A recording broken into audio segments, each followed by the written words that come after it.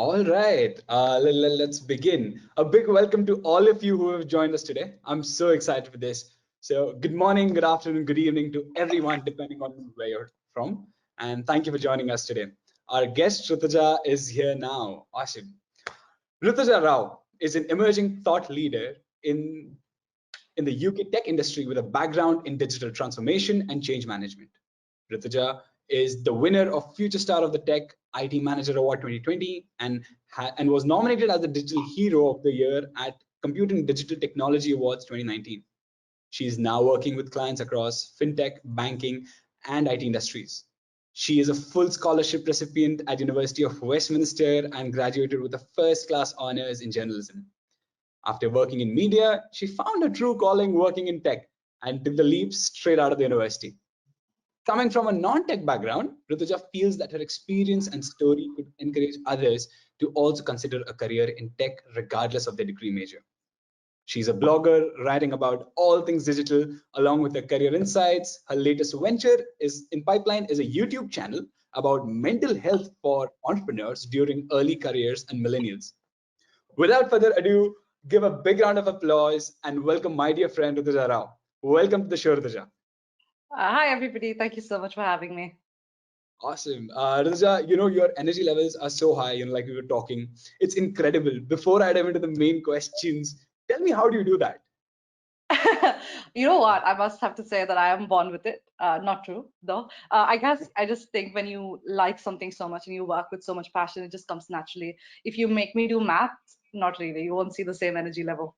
So that's it, really. Oh, that's great. That's great. All right. I wanted to ask you, Rituja, you studied journalism from University of Westminster and are now an IT project manager. Talk to us about this transition. It is, it's like it's my favorite icebreaker when I'm at a party that I've done this. But honestly, what it was is I've always been this kind of person who likes to do things and find out very quickly if I'm very good at it. University was one such stint, I think. I've always wanted to be a journalist. I'm very passionate about media. It remains my number one passion. And I think as soon as I got into journalism, started really getting into it, writing stories, I finally like landed what was supposed to be like my dream job in BBC. And then when I was working at BBC, I feel like I quickly realized that this is not something I can do for the rest of my life. Do you know what I mean? So I think it took me getting my dream job to realize that, okay, I can't do this. So I basically moved on to starting to experiment with other things around me. And tech journalism was actually something I really enjoy. So I thought, oh, you know what? Let me actually look into tech a little bit more. I would like to say I was quite lucky that a lot of people gave me opportunities with like tech work experiences and internships.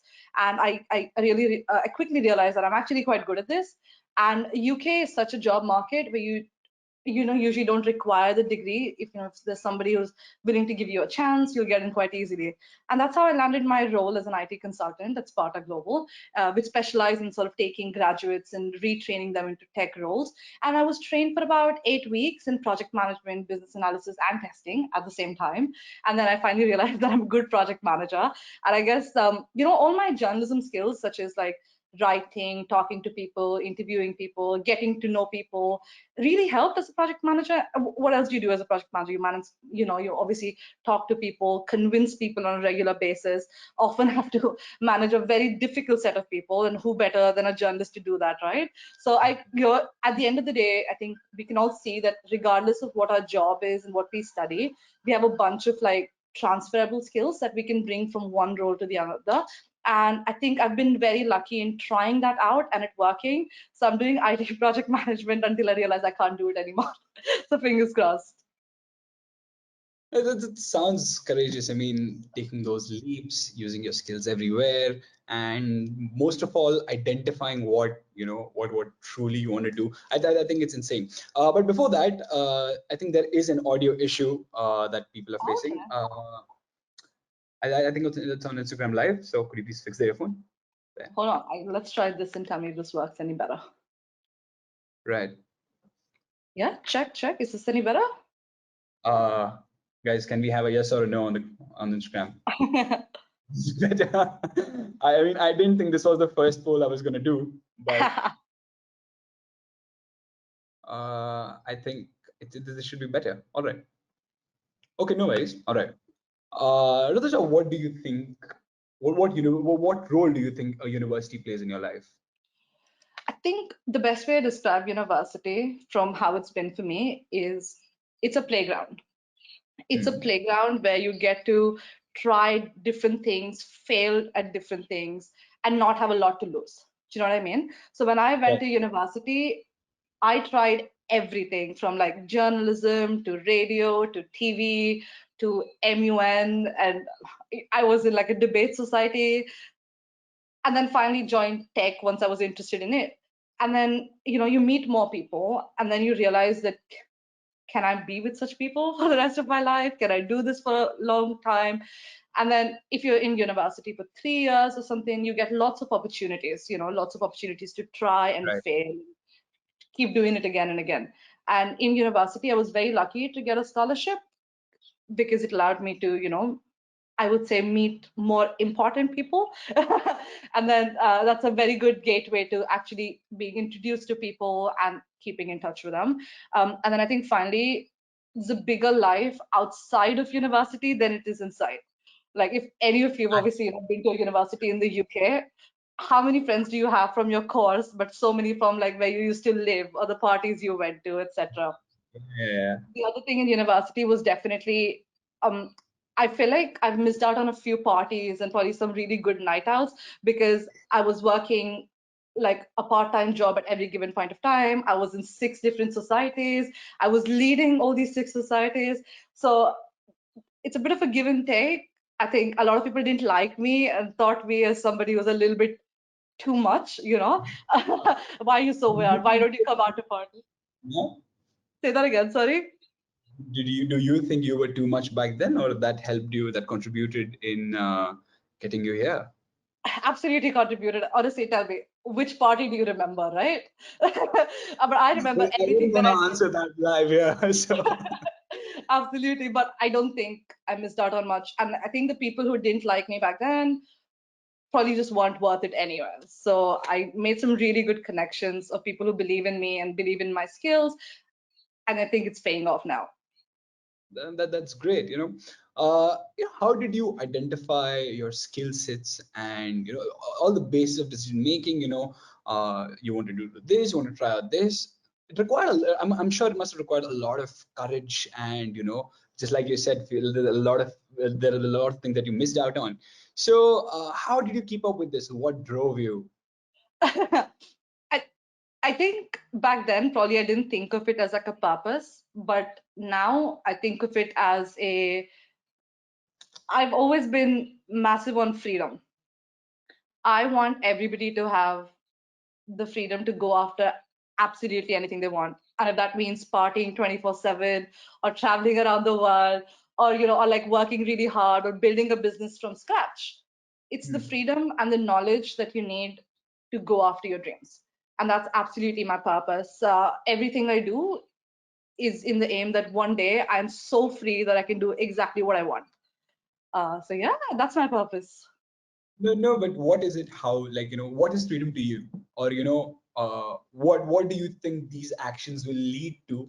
Or, what will freedom be for you? I think a bunch of things. I think different stages of life.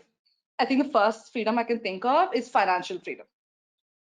Not having to be tied to a place or a job and like Right. always thinking, I can't go on this next holiday because I can't get a off at work, or I can't build a startup from scratch because I don't have the capital or I don't have, the support to be able to do so. So financial freedom is quite important. I'm sure it's important to a lot of people. Then there's geographical freedom. I mean, I'm an Indian who lives in the UK. Visa is my entire life. Right. Every decision is guided by who will give me a visa. So I don't want that. I want to be able to move in the world freely as and when I want to. And then there's finally this freedom. It's I don't know how to describe it. It's a freedom of voice. Currently in the world we live in, be it BLM, be it what's happening in India, be anywhere around the world, there is a massive restriction on what you can say, what you can think, etc., including on social media. So, given the fact that I am a journalist at heart and media is my absolute passion, I want the freedom to be able to, freedom to speech, absolutely. And my ultimate aim in life is to build like a media tech organization that really goes behind this belief of freedom of speech. That's so wonderful. I mean, must have got a lot of courage to go around and venture so many different fields. I mean, you're already you studied journalism, but you started tech. It brings me to the question: why do you think it is so important to have a career in tech? I think tech is it cuts through everything today in today's day and age. Regardless of which industry you work in, tech empowers everything. Doing journalism, I think that's something that was missing. As a media graduate, it really limited me. I think people didn't take me as seriously sometimes, and media organizations are probably very behind on the tech journey. But I think Hmm. being in tech, it allows you to work absolutely anywhere. It allows you to pick a bunch of skills. To give you an Hmm. example, I work in banking now. I have no idea about banking. I was never interested. But now I obviously work in an organization as a tech project manager, and I can actually like understand how payments work, how payment gateways work. I actually work in digitizing checks.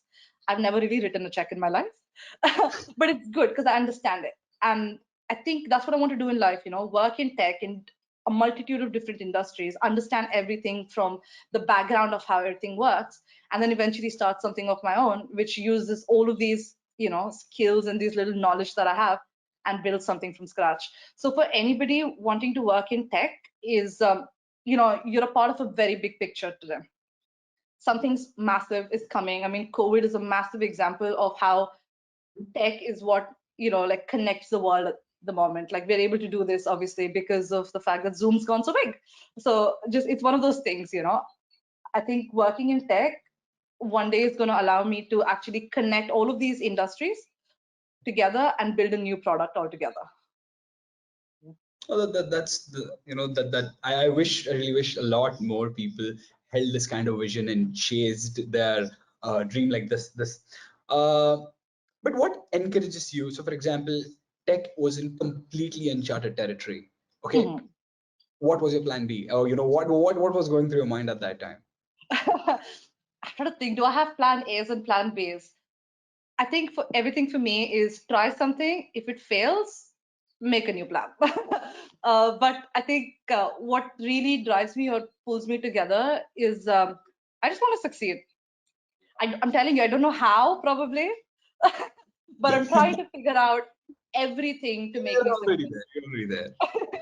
But like for example, when I look at successful people, as we call them, and what they do is they fail first and Hmm. fast. It's very important to fail fast because you don't want to do something for too long and then you're 35 and suddenly it hasn't worked out.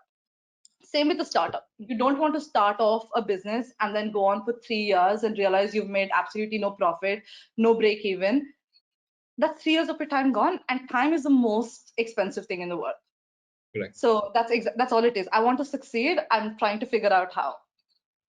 So that I think we share the same philosophy in this particular aspect, because when we started out as edumates, I think we have changed the base plan at least 5 to 7 times now, and we are not even close to what we wanted to be in the beginning when we thought of this idea. But yeah, I think it's great. That we share the same vision. Yeah. Which brings me to the next question. If your major in college doesn't necessarily decide your career path, how do you think universities should play a role in students' life to empower them? I think UK is doing quite well on this particular front. But the simple answer is really allowing people to know that every degree that you study has business skills involved, has tech skills involved. I mean, regardless of where you study right now, you interact with the internet somehow, and that's tech skills enough. If you Hmm. know how to install a new application that you didn't use before, that's enough Hmm. tech skills for one person. So I think every university should look into their degrees and highlight life skills. you Hmm. know for example, like running a business, you can do this anywhere. If you're a philosophy major or you're an MBA student, you should know this. Do you know what I mean? You should know how to make payments, you should know how to handle your finances, you should know how to Correct. pay taxes. You do this if you, obviously rent a house. You start a business, you start a manufacturing business, you're a journalist, you need to know your taxes. So things like that, for example, are life skills, and every university should highlight life skills. In my own experience in journalism, there are so many life skills. Interviewing Okay. people, writing stories, or actually finding contacts, cold calling, absolute skills that I can bring in anything I do in life. If you make me an engineer tomorrow, you put me in aeronautics, I can use these skills to actually do something with it. But yeah. It's impressive. Awesome. Okay. This brings me, sorry, this takes me back to our previous conversation that we had, where we were speaking about networking, and I think this fits really well here. What do you think? Like, how do you think people should network, and what is networking? Because if everything is just experimentation and failing fast, like you said. So how does this play a role in your life, or even affecting the way you think? Sure. I think the best way I describe networking is it's having a phone book of people that you can rely on. Yeah. So if you're faced Okay. with a problem, instead of you having to go to Google and searching the solution for that, you can open up your phone book, which is your network, and try to see who's the best person to help you with it. I would like to say that I network actively. I'm constantly trying to meet people and see what USP they bring to my life. So they have some potential in them.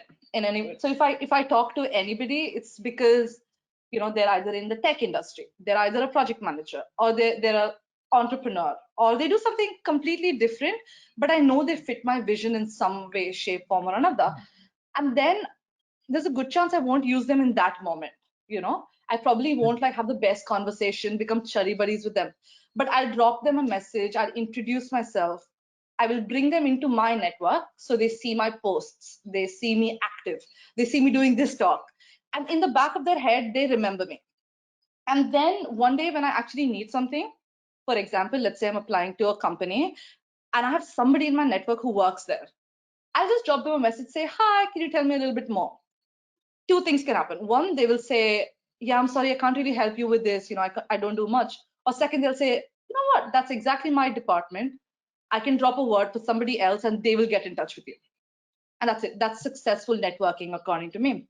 And I haven't spoken to this person in 3 years. All I remember is meeting them somewhere, adding them on LinkedIn, saying congratulations on a new job, saying happy birthday. But that's all that builds up to. If somebody says Rituja Rao to them, they remember me instantly. Right. And I think second thing what we all can do as students or young people, we're good with social media. So have a good picture on, post a bunch. So like in people's heads, if somebody says my name, you can remember it. You can remember my face. And I For sure. think finally, don't expect to get something out of networking. You're doing it with the hope that it'll come in use, but it will not happen instantly. Be patient. Right. It's like having stocks in the market, and one day when you need it, you'll use it. Yeah. Okay. Yeah, that was a good analogy right there. Uh, so, I mean, I think one of the key traits that I think you tried to point out here was that the people who are willing to help will probably, take on every kind of opportunity, like-minded people. If suppose, for example, I have something, where, I think Rituja can be of great help 5 years down the line. And if you share just the trait of, let's do something amazing, just, I think those kind of people, it's very easy to network with, and that really is networking. So Hmm. okay, moving on. There's a lot of talk around big words like purpose and impact, or like, whatever that means. How do you relate that in your life and your work? Quite. It's one of those things, isn't it? It's your perspective. So purpose, number one thing, you probably won't find a purpose when you're 20. Okay. Okay. And secondly, your purpose will keep changing. And that's okay. Get with it. Get behind it. Get behind the concept of you will keep finding more about yourself and the world, and your purpose will keep changing. Speaking for myself right now, when I'm 23, my purpose, I've explained to you, is freedom, right? So, freedom and knowledge. Right now, my freedom revolves around things like financial freedom, revolves around geographical freedom. I'm very aware that maybe, like, when I'm 40, 45, and let's say I've done something massive in my career, and my purpose will change. My purpose will change into freedom for other people, freedom for a certain group of people, and I'm okay with that. But my overarching thing is just I want people to be free in their lives to just go after what they want. And then there comes impact. Impact is Hmm. a result of your purpose and following your purpose by passion. Again, impact will change as well. The impact of your impact will change as well. At 23, I think the impact I make is probably around my friends, and if I do talks like this, if I just connect with one person and have a good conversation, that's impact. And at the end of the day, I genuinely believe that even if you can impact one person, that is impact. So even if at this stage I'm impacting myself, I'm happy with that. And I genuinely know that as I grow up in life, as I move up the ladder, I'll be able to make a bigger impact. But honestly, tell me something, when is impact enough? You constantly have to try and make a bigger impact. So if my best advice would be, don't run behind finding a purpose, or don't run behind making an impact. Just do what you're doing and know that these things will come as long as you do this with passion and keep trying to achieve whatever vision and goal you set for yourself. And purpose and impact just go hand in hand. And I think more importantly, even if they keep changing, if your focus is towards what you're doing, like if you enjoy what you're doing, I think you'll be fine, because there will be some times where you might not know what your purpose is, or maybe whatever kind of impact you're trying to create might just take a bit more time. So Absolutely. my next question naturally goes towards patience. Mhm. uh, like everybody at least dreams of what their life will look like in 5 years, in 10 years, in 15 years. How do you have that patience to go through with it?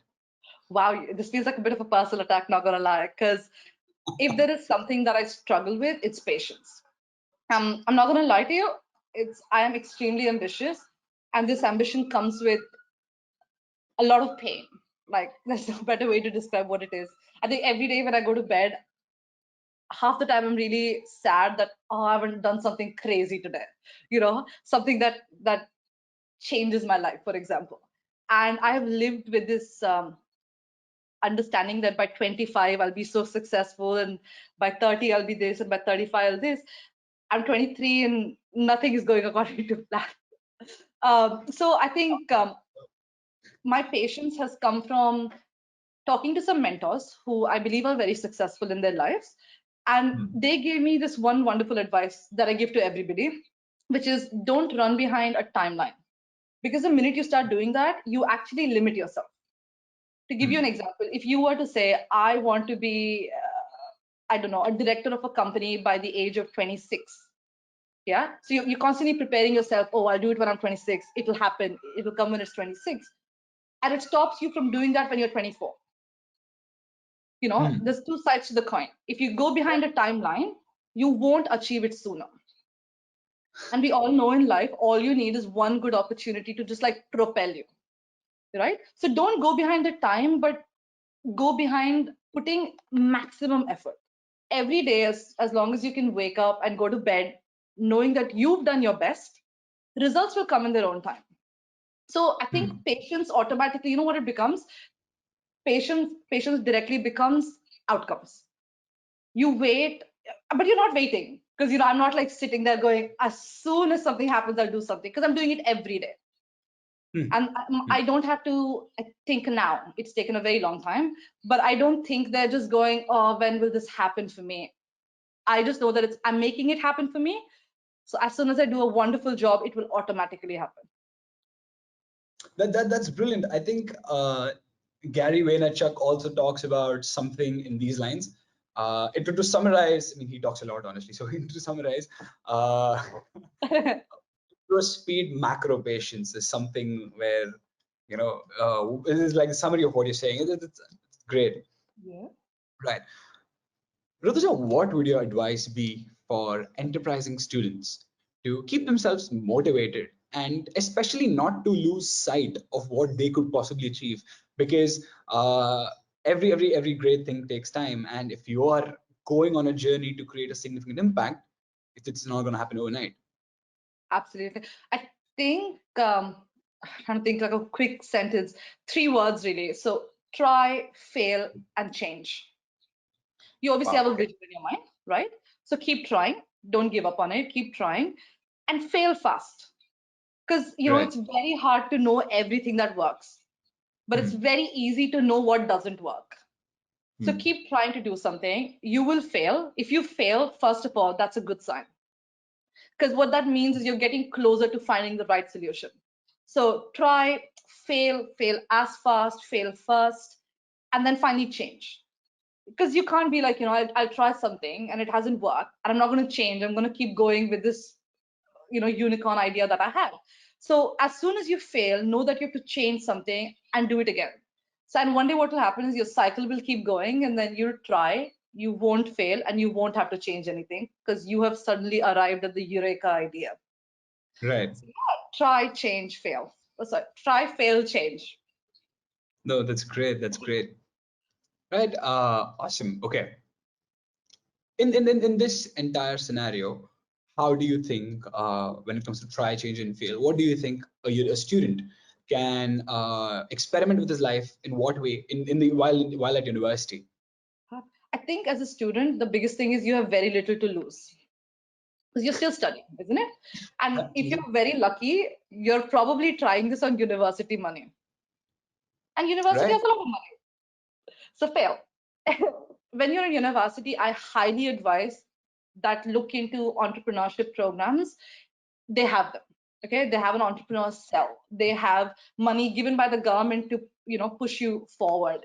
If you happen to study in the UK, just because I have a lot of experience with UK, in the UK, there is a special visa for entrepreneurship students or students trying to start something. So they get a special visa to stay here, to just go after that idea. They get funding from the government. So you get a Mhm. lot of money to just start it. You don't even have to go for a lot of seed funding because all you have to do is put an application in the university, and the university guarantees funding for at least 5 people. So as long as Wow. your business idea is top 5 in that university in that year, you're lucky, right? So I have some friends who tried their business idea year 1, year 2, year 3. Year 1 it didn't work, year 2 it didn't work, but year 3 it worked. So Mhm. university is the best place to fail. You don't have a lot to lose. If it doesn't work, you can still go get a job. Yeah, but like it's much harder to try, experiment, and fail in life a little bit later because there's more expectations from you. You probably have family and you probably have other people relying on you, even if it's just your parents. But nobody wants to fail at 30. So For in sure. university, make use of this because it's all of these funding facilities, they're there for you to use. And if you fail, nobody's going to say anything. You can just move on. I think that's some brilliant advice right there, because a lot of our audience is, people who are wishing to go to UK or other universities, and we're constantly bombarded by these messages. And I think this particular piece of advice will really help them in the long run. We have a comment here from the audience section that says, I think it's about what you said about failing fast and all that. That it's not advisable to go against the market, especially when it comes to entrepreneurship. It's all never chase the market. I mean, yeah. So I think what he's trying to say right here is, never fight the market and go with what they say. So I think that's where you fail and get into that correct spot of Do what you the think market so? is. Because I'm trying to think Hmm. every every product that I can name off, outside out of the air, is a Hmm. product that was disruptive and went against the market.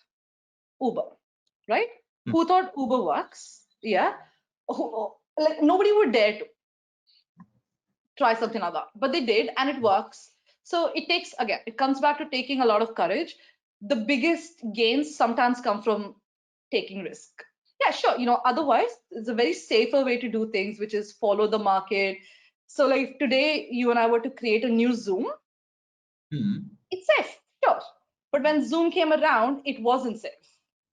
The same way. So obviously, I think the biggest innovations in life come from people who've taken risks, and then I think other people just tend to follow. And it's fine. Like being a follower is okay, but being a leader is better. Absolutely. I perceive the statement in maybe a slightly different way. what I think this particular comment means is that there needs to be accurate diagnosis of the market, and that is the whole basis of forming this edumates thing. I understand that you don't need to be a follower, but I think going with the market means understanding what these guys want, what the market wants. Maybe not necessarily the thing that market wants, somebody else is providing them. That there may be a huge gap there in the current Mhm. and design state. So I think what going with the market means, giving them exactly what they want, even when they don't know they need it, but they need it. Right. I understand what you mean, but I think sometimes the sentence on its own, like going with the market, often means playing it safe, Yeah. And a lot of times, I think a market just doesn't know they need something, and probably your Hmm. timing may not be the best. Yeah, Right, but right. sometimes it's always a balance of market analysis, market research, and your understanding of what the gap is. You'll probably bring a Absolutely. product and the gap doesn't exist and you will fail, but that's okay. To give you an example, something like TikTok, right? I know it's not a very popular app at the moment, but honestly, a lot of us don't like TikTok, never used it, and probably was bad timing. Everybody hated the app, and then quarantine hit, and they luckily got lucky. Do you know what I mean? So Yeah. I guess it's very situational, and you have to constantly ask those questions of playing it safe, taking a risk, being very confident about your market research, and sometimes not being so confident but having the courage of just doing something. And success and failure are just, we can never say what will fail and what will succeed. Yeah. Awesome. Okay. So it is evident from your conversation to me that you're interested and pursuing a lot of different things. And I mean, your 10-year plan right now might not be just in one particular direction. And this goes against a lot of traditional advice. How do you ensure you're giving your best everywhere? How do I put it? You know, I completely agree with you that traditional advice is pick something, get very good at it, and go behind it. So and the thing that a lot of people say to me a lot of times is jack of all trades, master of none. Hmm. And I hear that, I listen to that. What it is to me is, yeah, honestly, probably I've not found the thing I'm very good at. Okay. So I'm in the process of finding that one thing. But secondly, in today's day and age, I think one thing isn't enough to make you as successful as I want to be, at least. So it is about, for me, is trying multiple things and making them all work for me. So Hmm. to put that into perspective, I want to, obviously be somebody very renowned in the tech industry Hmm. and the media industry. Now, how does this work, right? Which is why I have to do multiple things. I have to, go behind my dream of blogging and speaking, and then Right. trying to get more speaker gigs for myself, and eventually like having a YouTube blog, maybe getting a book deal, who knows, right? On the other side, I have to continue with technology. I have to be a tech project manager, probably grow into like a program manager, starting something of my own. But at the end of the day, trying to make everything talk to each other. Because at the end of the day, when I do like a new job or start a new company, or somebody wants to work with me, they get me. And I am mix of all of these things I do. And if anything, that just makes me better than other people in the room. But yeah, so I Wow. have to try different things, fail at different things, and then finally find like a group of things that work very well together, and then I start something of my own. So if you're passionate about a lot of things, when do you decide that no, this is the time where I cut loose of all these things after you've done experimentation? So what are you waiting to tell yourself and take a foot down? Try to think. I guess I don't know, to be very honest right now. That's a very honest answer. But if I was to visualize something, I think as soon as, let's say I land a job at Google, for example, and I work with some of their media products, be it maps to like Google Home or anything. And then as soon as I figure out that I have a product in my head, I promise you I'm going to stop everything, probably go underground for a bit. And I feel like Yeah. as soon as this idea that to me is my success factor, I will pick on Hmm. it, I'll build on it. But as soon as I come back, you will see me do a million things again. Because in my opinion, doing multiple things is the only way to be remembered by multiple people. Being in different industries at the same time means more people are looking at me at any given point of time. So right now I'm obviously in tech, but I'm trying to that's my day job. I'm trying to become a blogger, a YouTuber, at the same time, like be seen as somebody who's like a speaker in the tech industry. And on the side, I'm starting to do my board career. Like I want to be a board woman on multiple organizations. But what this means is, everybody from my blogging life knows that I'm a tech project manager. Everybody from my tech project manager life knows that I'm a board woman. And, my network just keeps multiplying. So fingers crossed, if this approach doesn't work, I'll come back and tell you and be the first person to say, concentrate on one thing. No, yeah, I mean, I hope that's not the situation, and I hope you find massive success everywhere. There is a question from the audience section. So the question says, can you talk about your journey to leap from journalism to tech? I mean, I Yeah. think that's something that we can talk a lot about. So please go right ahead. Perfect. To start off with, let's just say, journalism is amazing. I really enjoyed it and I was good at it. Okay. And then I met this really cool person who was starting a tech startup about recycling food wastage. Wow. I did a like article on them. Really enjoyed it. Hmm. I enjoyed what they do more than writing the article. Okay. You know, so so I got in touch with them. I said, "Can I have an internship?" They said no, so that was a shame.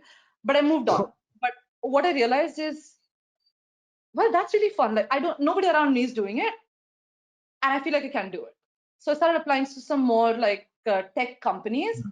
Nobody right away gave me a tech job. They gave me jobs like business development manager, marketing specialist, but for a tech product. But I was in all Hmm. these meetings where they were telling me more about technology. And then finally, when it came to applying for jobs, I was applying to like, consultancies, different industries, because I just wanted to get my foot in. And then as Hmm. soon as I landed on an IT consultant role, it's wonderful because it gives me an opportunity to try multiple things in my job. Like they could put me with a sports client or a banking client, which I'm with, or like a media client, and I get a chance to learn more. And then finally, when I was in the tech role, it isn't easy. A lot of people probably don't take me as seriously. So what that meant was I had to try twice as harder as anybody else. So I feel like if I go to a meeting, obviously I'm not a tech student, right? So I obviously didn't like study systems in school. So the night before, I have to prepare so much, and I go into this meeting. But it's amazing because I have prepared. I Right. ask questions that nobody else is asking. I will ask questions that come from my experience as a user, and then I'll ask these questions, and it's suddenly very important to my entire meeting. So people started thinking I was smart when I wasn't. All I was I was trying very hard. Sometimes talent and trying really hard go hand in hand, and then Right. me being extra prepared made me extra good. Sorry, I'm sound so boastful now. And then finally, it comes to the concept of when you're in tech, now I need to start learning tech skills, right? So I started studying Python on the side. I started studying systems from the very basic, like what is the full form of USB? That's where I started, started studying these things. Very UK, very lucky in the UK because they have lots of opportunities for women in tech. It's a massive revolution, I would say. Lots of people working in the industry, and I Hmm. find myself in a very cool position because now I'm a woman in tech, and I go around telling people my story. So I joined Tech Up Women, where it was a 6-month program, and I did the advanced developer program. Can you imagine? So I don't know it all. I'm still not a good developer, but I'm a better project manager for sure. And then I just keep joining lots of webinars, lots of talks. And then finally, I'm a tech talent charter ambassador where I'm trying to tell more women to do something like me. It's okay if you haven't studied computer science. It's okay if you didn't, study engineering. You can still do Hmm. something like me because technology today is not just coding. It's just not Right. possible. You can't just like code something from somebody's brain. You need a group of people with different experiences to make a good product, you Hmm. know? So every tech team, I promise you this is happening right now. Every tech team is looking to diversify their group. So for example, if you're building an app for women, you need Hmm. women, right? How can a bunch of men build a product for women? The same way, if they were building a product for children, they want some mothers on the team, you know, some people who can bring their personal experiences to make the technology better. So it works very well because now I'm somebody with a very different skill set, a very different Hmm. mindset, but I can do the tech job because tech is hard skills which can be Correct. learned. You can practice it, you can learn, you can go on courses. Soft skills or life experiences, you can't. You can't go on like a course and learn everything I know. I obviously it comes from a mix of journalism and my own experience, my own learnings, etc. So the transition was hard at first, very easy now that I've started to own it. I'm very comfortable with saying, I'm sorry, I don't understand what you're saying, because if I Hmm. don't understand it, a lot of people will not understand it either. And I Right. think a lot of people like me in my office, my colleagues, they probably come and talk to me because they Hmm. try things on me. They say, if I won't get it, then nobody will get it. None of the users will get it. Hmm. And that's helped. And at the end of the day, if you own it and regularly Hmm. tell people that I studied journalism, they will say things like, can you write something for me? Can you help me with something? How should I talk to somebody? So I definitely bring something to the team that is lacking completely. So you should also try and own your story everywhere you go. Wonderful, absolutely wonderful. I think there were a lot of points only in that particular part for for a lot of people to even live by. I mean, if if there was one thing that I would really want, really wish for everyone, I really wish people just thought more about things. Like all of what you said was based on critical thinking. Like you were just curious enough to know what it was, and like you broke all the barriers, even though you had that wish to learn and grow. And it's beautiful how you divided hard skills and soft skills, and then it's all learnable. I think that is the spirit that is missing in a lot of places. And if we just blew courage in Mhm. us, I think the world could be a better place in no time. Yeah. Awesome. Moving on. What let's talk about the latest project that is in your pipeline. Let's talk about mental health for entrepreneurs. Yeah.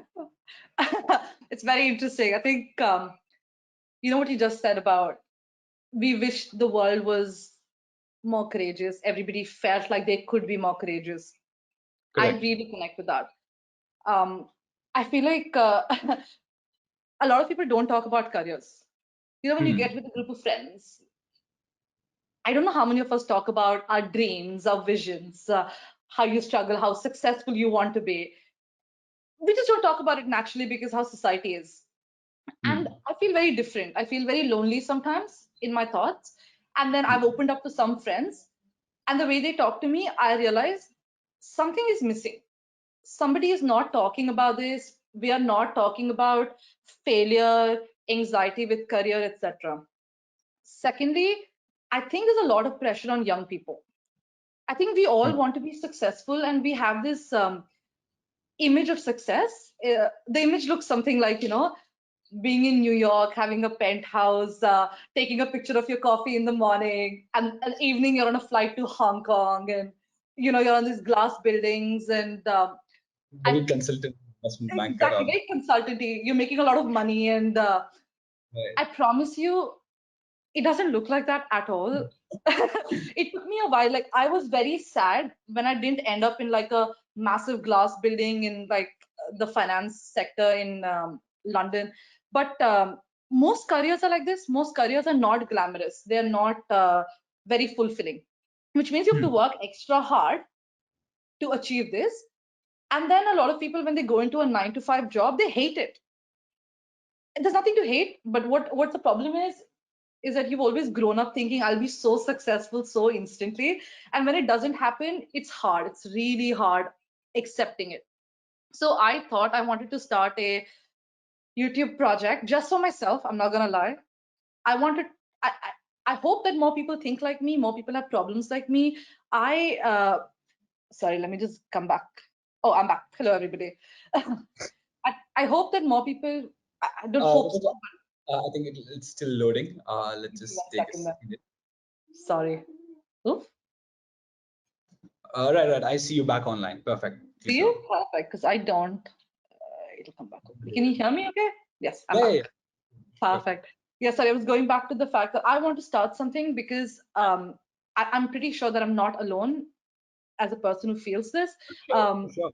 yeah, and I think, I don't know, tell me if you think this happens to you, but when on social media, and we all know how difficult social media is, and it makes you feel alone a lot of times and makes you feel less about yourself. I'm not very like when I look at social media, I'm not very jealous of people traveling, and I use the word jealous because that's what it is. You envy people that you see on your screen, but I'm not very like I'm not bothered when people are traveling and they look very slim or they look very fit or that doesn't bother me. But what bothers me if somebody is like flying on a aircraft and they're saying that they're going to meet their next client or they're in like New York in their office. Those things bother me a lot. Like I realize that that's my weak point. To me, career is everything. So I want to start a platform where more of us talk about it, more of us talk about the anxiety that comes with trying to succeed and it working, not working. And Vineet, you and I were talking about careers, man, like they're not a straight line. They go through like a massive, like a massive curve. Sometimes you come out of university and you don't find a job. Sometimes you come out of university, you want to start a startup and it fails. You come out of university and suddenly you have to join your family business and you didn't know that this was probably going to happen, but you're going to have to do it, and it comes with its own set of evils. But I feel like we don't talk about it enough. So I'm hoping to start a channel which talks about how you feel when you're starting out in your career, and probably a lot of people talk about career when they're successful, and I don't relate to it. Like, please don't tell me how successful you are. Don't tell me to have courage, and don't tell me to like keep going at it. Tell me now, like somebody tell me now how to keep my head up high, how to just get through this, and like you said, have the patience to actually come out of the other end. But I Hmm. don't think people chronicle life as it is. They chronicle life after you've gone through it, and I Hmm. don't get much out of it. So I'm going to start something of what's happening now, how I'm feeling now, and we'll see how my life goes. And hopefully, you learn something from me. And if the one thing I'm pretty sure will happen is I will build a platform where at least we can talk to each other, and that's my ultimate aim: just being able to talk about these things and not Wow. feeling lonely in a friend circle. Right. I'd be the first person on that. I mean, there Yeah, is so awesome. much to talk about, and it's really extremely essential because a lot of times, like if you talk about success and failures, even something as small as edumates. I mean, we just wanted, just to create a little bit impact. None of us are, primarily doing this. Everybody has different goals. This is something just, to help someone. But even here, the kind of ups and downs we face and all, and not everybody's equipped to handle that. So I think it's extremely essential. But yeah, Rituja, I really wish you well for that part, because that is something that is needed today. And please do let me know. Also, guys, just a heads up, Rituja is extremely friendly and very, very approachable. So if ever you feel anything, just hit her up. And if she doesn't reply, please message me. I'll make sure she Okay. replies back to you. Oh, definitely. Right. Yeah. I think let's end with the final question, where you just give one piece of advice to everyone watching here, all the young entrepreneurs here. What would you say? Uh, Honestly, just spend time knowing what you really want and understanding that none of these materialistic things mean much at the end of the day. Try and wake up every morning, do your very best, and go to bed knowing that you've done your very best. And if you haven't, then wake up the next day and try it again. And finally, I think the one thing I follow every day is just try, fail, and change. As long as you're ready to change and adapt in life, you'll go very long. Yeah, Awesome. Thank you perfect. for your time. I'm sure there are a lot of questions. There are a lot of things that we can talk about, and there's a lot more value that you can add to this entire thing. And for those who ever want more questions, we can arrange another session with Rituja. She won't say no, and let's take it from there. Thank you, Rituja, for your time. See you later.